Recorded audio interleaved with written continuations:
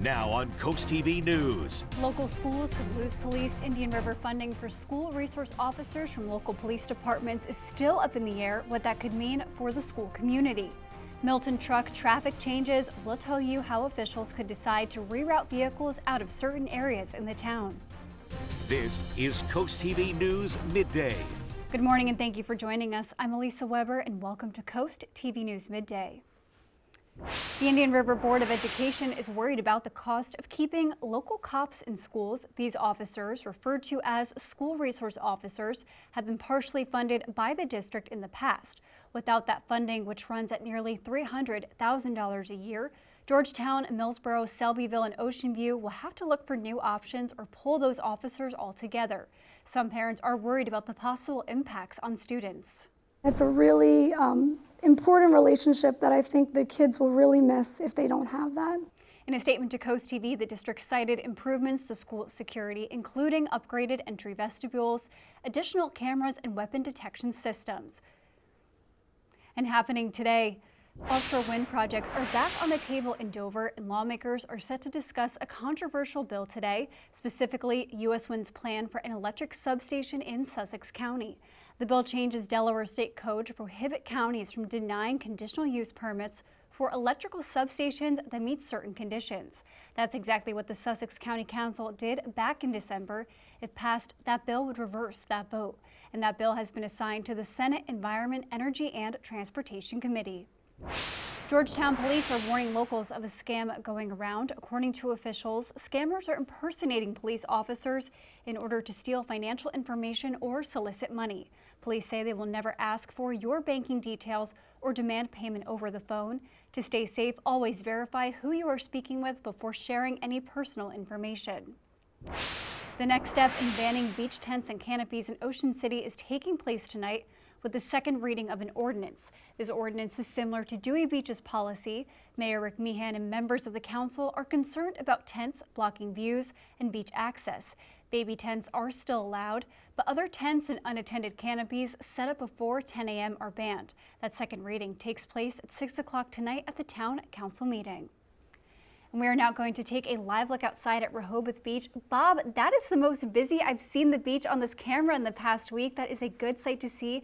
As it is June, people are ready for beach weather. Good morning, Bob. I think so. Good morning, Elisa. That water temperature is still on the cold side, but folks are flocking to the beach. And we saw beautiful blue skies there. However, they could be a little off blue today because we have haze and smoke from Canadian wildfires. But right now, aside from some of the haze and smoke we could be seeing, we're looking at clear skies as high pressure is building in from the west. But you see this color, this gray color through the Midwest and Tennessee valleys into our neck of the woods. That is some smoke from Canadian wildfires, and that could actually intensify as we go through tonight into tomorrow. Right now, temperatures warming through the 60s, 67 in Georgetown, Millsboro 66, and Delmarva 66 degrees as there's a bit of a sea breeze along the coast, but over land we're looking at a northwesterly breeze. So lots of clear skies this afternoon, a little hazy with the smoke. Temperatures in the 60s and 70s at noon. By 2 p.m. around 73 in Salisbury and Berlin, 72 in Millsboro. Not the best beach day. We're looking at temperatures mid to upper 60s, water temperatures low 60s with low to mid 70s inland for highs for today. Day part forecast, some hazy, smoky skies, otherwise temperatures into the 70s. And coming up, I'll track that smoke as we go through the next couple of days. It'll ease by midweek, but then the temperatures rise big time, big taste of summer. I'll take a look at that forecast coming up a little bit later in the newscast. Thank you, Bob. If you've driven through Milton, you've probably experienced a narrow street or two, and happening today, the town is looking to put more restrictions on large trucks driving through parts of town, specifically for trucks with 2 or more axles and weighing over 5,000 pounds. If adopted, this is important to note that ordinance would not apply to trucks providing local services. One person in Milton says they hope to see this change go through. I think it's not only prudent and reasonable, but it's wise. It's a safety concern. It's very difficult to walk around at the shops and things, and the local traffic and the local cars have difficulty when there are those big things coming through.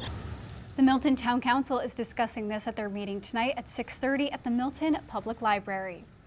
And today is the final filing deadline for Rehoboth's municipal election. That election is set for August 9th. So far, there are 2 people who have filed to run. Those are Susan Stewart, who's currently on the Planning Commission, and local Jeffrey Good.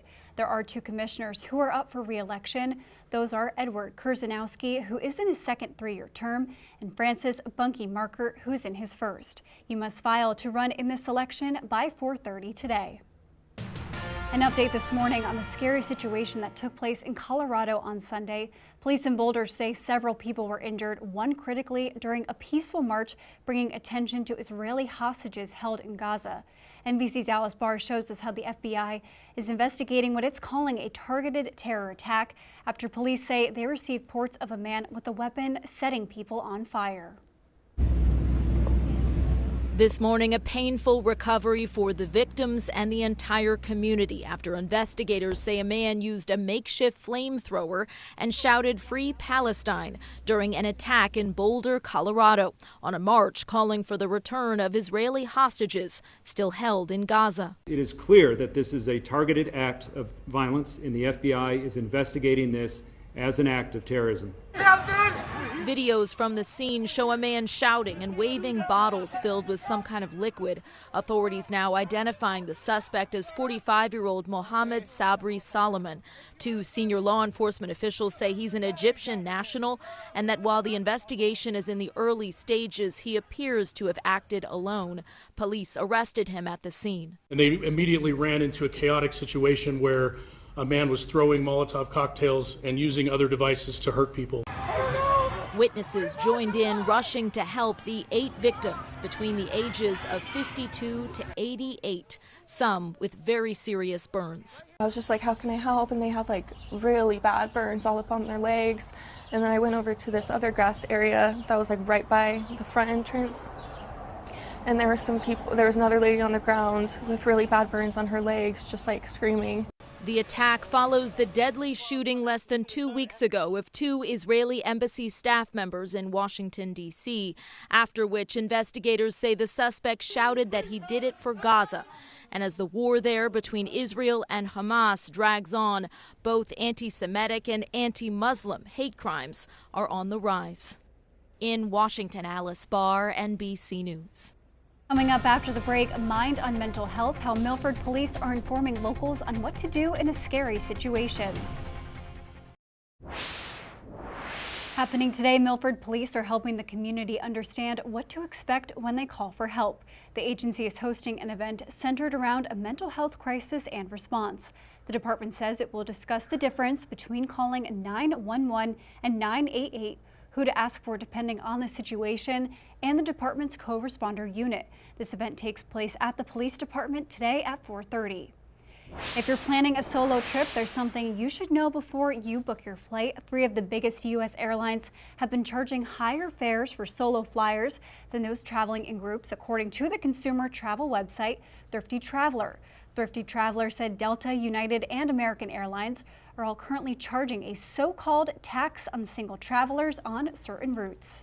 We're seeing beautiful blue skies right now on the tunnel and Razor Cam. 67 in Lewis, rising into the upper 60s there today, 70s inland. We are seeing the sun, but we're also seeing some smoky skies, the smoke due to Canadian wildfires. I'll track the smoke and our warming temperatures coming up in a couple of minutes. Congratulations to Eugene Abernethy from Ocean View on winning a brand new umbrella from Paul Davis and Coast TV. I'll have your full forecast coming up next. We saw a beautiful end to our weekend on Sunday, and that has spilled into the new weekend. It's beautiful out there right now. Lots of blue skies on the Tyndall's Casual Furniture camera. 66 in Laurel, heading into the low 70s. And you see kind of a, well, off blue color to the sky right now. That's due to some wildfire smoke coming in out of Canada. More on that coming up, but it's a marvelous Monday. Highs in the low to mid 70s, comfortable humidity levels. Then we'll get that summer-like feel as we go into the middle to end part of the week. Middle to upper 80s. Some places could see their first 90-degree reading, but I think that's probably farther to the west near the urban centers, D.C., Baltimore, and Philly. And it will be turning muggy as we go through the week as the setup will be high-pressure system moving offshore. shore. That's currently to our west, but that's shifting to the east, and we'll see a warm and muggy southwest flow developing as this high becomes more like a classic Bermuda high, and we'll see temperatures surging through the 80s Wednesday through Friday, turning a little muggy too. And once again, maybe our first 90-degree day, but I think that'll be probably farther to our west. 66 in Laurel, now 67 in Georgetown, so we're warming up nicely with sunny skies. 65 in Bethany Beach and Rehoboth, 65. A northwesterly wind over land, but a bit of a sea breeze along the coast, keeping you a little cooler. So not the best beach day because air temperatures in the 60s, water temperatures in the low 60s. Visible satellite pictures showing clear skies. What it's not picking up on is a little bit of smoke that we have. In fact, a lot of smoke pouring in out of Canada, and we have that smoke through the Midwest, through the Ohio Valley. You see this light gray color. That's some of the smoke that is working our way, and it's mainly in the upper layers of the atmosphere, so it really shouldn't cause too many health problems. We're watching this area of high pressure sliding to the east with time and then giving us that big warm up as we go through the week. Here's noon on Futurecast. We're in the low 70s inland, cooler 60s at the beaches. I think you're into the mid to maybe upper 60s some places there. Otherwise, lower 70s inland, and then maybe mid 70s from Seaford to Salisbury before the day is over. Otherwise, clear this evening and looking good out there. Overnight, clear skies and another chilly start to your Tuesday with temperatures in the 50s, and then we bump up those temperatures a little more with full sunshine tomorrow. Low 80s from Millsboro to Delmarva and Salisbury, 60s at the coast, and then we move into Wednesday morning and temperatures 50s and 60s, and even a little warmer as we go into Wednesday afternoon, around 84 in Millsboro, 83 in Delmarva,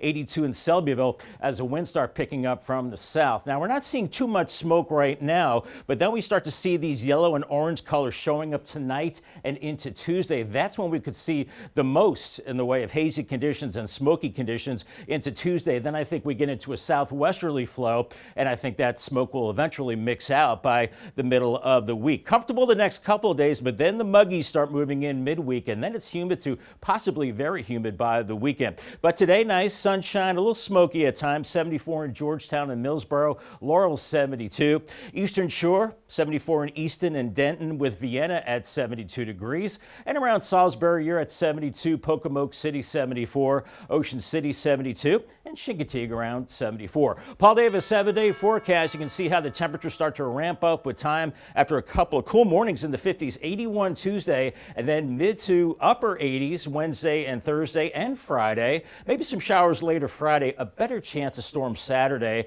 but we're still in the 80s, 82 there, and a little drier to end the weekend on Sunday, a high of 81.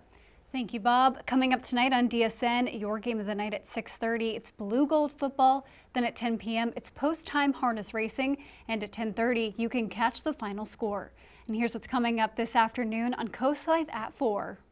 Happy Monday, Coast Life. I know Mondays are hard, but that's why we're here to make it better. You want to join us at 4 o'clock because we have a new Coast Life friend to introduce you to, and we are so excited. I'm extremely excited. It's going to make the show more dynamic. We've got a great person for you guys to meet. She's been working with us for a while, but you got to actually get her backstory. That's what we're going to do. Plus, I'm going to have a what's the word for you as we look at a few words that have maybe fallen out of favor that I think we need to bring them back. All right. And we've had the unofficial start of summer, but we're going to be counting down the days to the real official start of summer as well. All that fun is happening today at 4 on Coast Life. We'll see you there. Virginia is silencing distractions in public schools. Governor Glenn Youngkin signed legislation codifying the bell-to-bell cell phone free education policy. The initiative was established through Executive Order 33. The rule restricts phone use from the beginning to the end of the school day with the goal of helping kids focus and improving their mental health. Accomack County Public Schools actually have already implemented its own cell phone policy. Starting tonight, a new voice will be delivering the evening news you trust. Tom Yamas takes over as anchor of NBC Nightly News. Be sure to tune in weeknights at 6:30 right here on Coast TV. Coming up, cancer treatments and preventions, how regular exercise and diet changes could cut your risk and boost survival according to new research. Newly released research shows promising findings on colon cancer treatment and prevention. One study looked at 900 colon cancer patients. It found a 28% reduction in the risk of reoccurrence or new cancer for patients on a regular exercise program. Another new study found that anti-inflammatory diet also helped improve survival rates for people in advanced stages of colon cancer. Removing fluoride from public drinking water could have costly consequences, including leading to more cavities in children. That's according to a new modeling study. Fluoride is a mineral that can help prevent tooth decay. Researchers from Harvard School of Dental Medicine assessed clinical oral health data from the National Health and Nutrition Examination Survey. From that data, they estimate that removing fluoride from public water in the U.S. would lead to more than 25 million decayed teeth in kids within 5 years. Taking a live look at the FH Fur Cam in Cambridge. Good looking shot of a railing that probably needs a little touch up of paint. Otherwise, we're looking at beautiful weather out there. 64 right now, rising a few more degrees as we go through the day, as we're looking at smoky skies at times the next couple of days with Canadian wildfires, and then a big warm up coming this week. Make sure to call the Coast TV weather phone for your latest forecast. Sponsored by Brockstead, Mandalis, Federico. I'll have your summer-like 10-day forecast coming up next. We have a gorgeous Monday afternoon on the way for Delmarva. Get out and enjoy. Those blue skies could be a little hazy due to the wildfire smoke from Canada. Temperatures into the low to mid 70s with light winds. Paul Davis 10-day forecast. A couple of more cool mornings with temperatures in the 50s, but the warm-up begins Tuesday, 81 with sunshine, mid-80s Wednesday, up to 87 Thursday. We're also going to crank up the humidity as well, so that feels like temperature a couple degrees warmer. 86 Friday. It looks like our next rain or storm chance comes on Saturday, 82, dries out Sunday, and then maybe more showers by Monday, 78, and then Wednesday, a few showers and 82. Looking a lot like summer on that 10-day. That is good to see, Bob. Well, thank you for joining us here for Coast TV News Midday. And for more news and local weather, download our Coast TV News app. Don't forget to join us for Coast TV News at 5 later this afternoon. Have a great day.